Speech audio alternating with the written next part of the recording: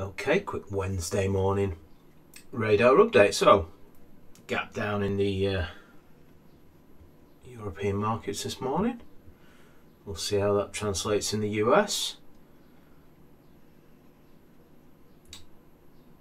Quick look in a few of these markets.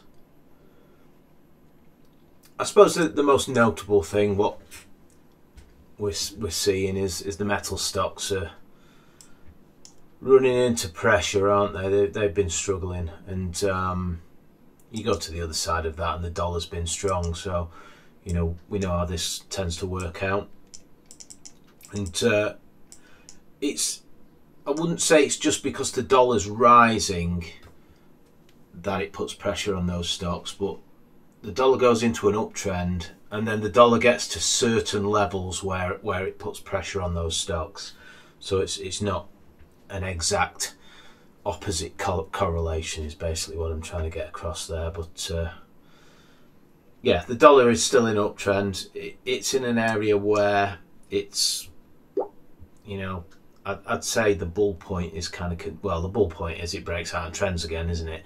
But when you see this big sort of measured move on the dollar, noting this little bit of it's due a rest here, and it's gone straight back to highs, and it might be resting time or price. Markets consolidate through time or price, and I'd rather go with the dollar needs a rest. It's obvious it needs a rest, and that's when you have to sort of make the decision, well, is this thing gonna consolidate the prior move and then trend again, or is it going to roll over? And if you start having a look at some of those, I had a look at the lithium stocks again this morning. I suppose I could just jump onto a couple of those, couldn't I? And just show you what I kind of notice. Let's just go and have a look at a few of the bigger leaders. So ALB, let's weekly chart. Let's do the longer term trend is still up, but we're seeing this horrible. We don't like this action, this horrible channeling action. Shouldn't really draw those diagonal trend lines. I'll do the. We don't really like these, and we don't like to see active highs, lower highs, or active highs. Well, active highs, lower highs.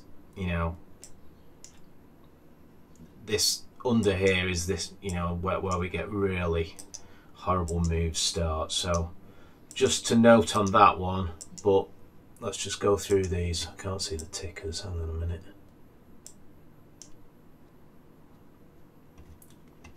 LTHM. You've got kind of, it takes a double top to make a base, but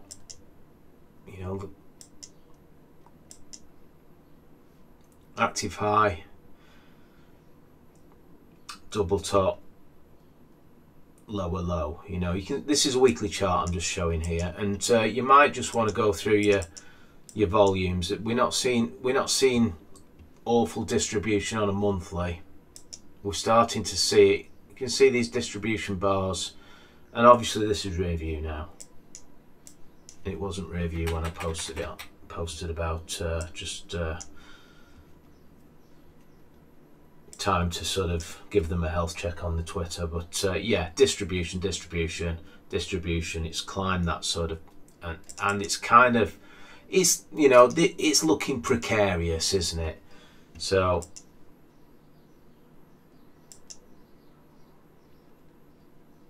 just be careful, I would say. Still in an uptrend technically on this one. The thing with ones like this is rinse and repeat. If it depends where you buy, whether you've got a cushion or not. So you want to be buying the low risk areas, and the low risk areas is when it starts to break out or the trend is up, and if you buy pullbacks, you buy early pullbacks in an uptrend, you buy early breakouts out of a stage 1, stage 2, stage 3 base, and if you caught anywhere up here, this is where everyone's going to be you know, doing a lap of honour and telling you how good they are. So, you know, just remember that, you know, if you're buying where everyone's squawking, you're going to struggle to hold that position through a normal correction. That is what I'm trying to get across there. So many of the people who get back on the daily, many of the people who troll me on stuff like this, just, you know, talking charts. We don't just talk bullish charts, we talk bearish charts. But many of the people who troll me on this, you know, in every market there's a bunch of trolls and they never make it to the next market. So it's always a fresh bunch of trolls who, you know, so to make it through good and bad markets, you've got to be a little bit more robust than just buying because everyone else is buying it. I wish it worked like that, but you know, it doesn't. Anyway, let's just jump through these charts today and see what's in the volume leaders.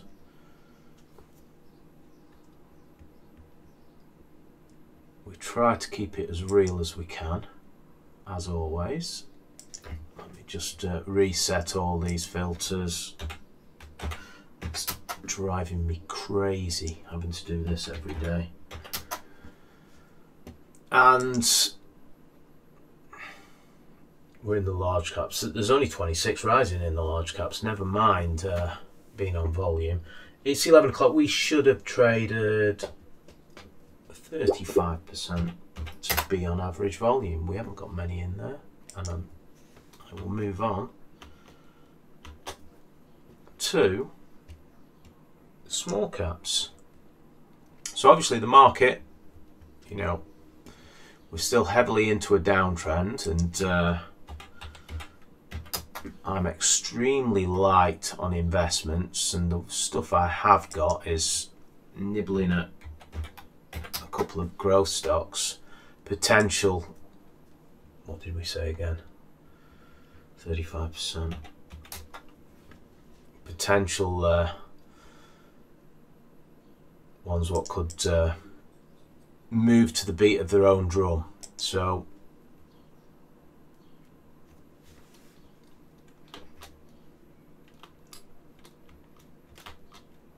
and TLY is one of them. Before, you know, obviously you've just seen me it's in my portfolio. So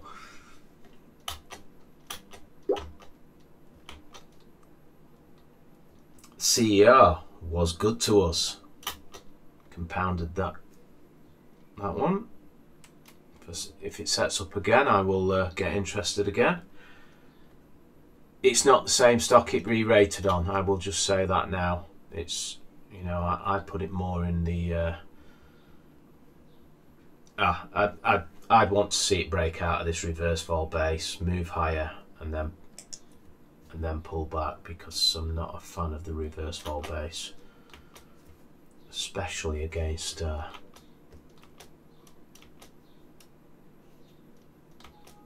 market at the moment. So very interesting markets out there. Lots of dislocated correlations are loose at best, aren't they? But just a lot of stuff not agreeing out there. So interesting times ahead. I think this week's better spent in the garden though. Okay,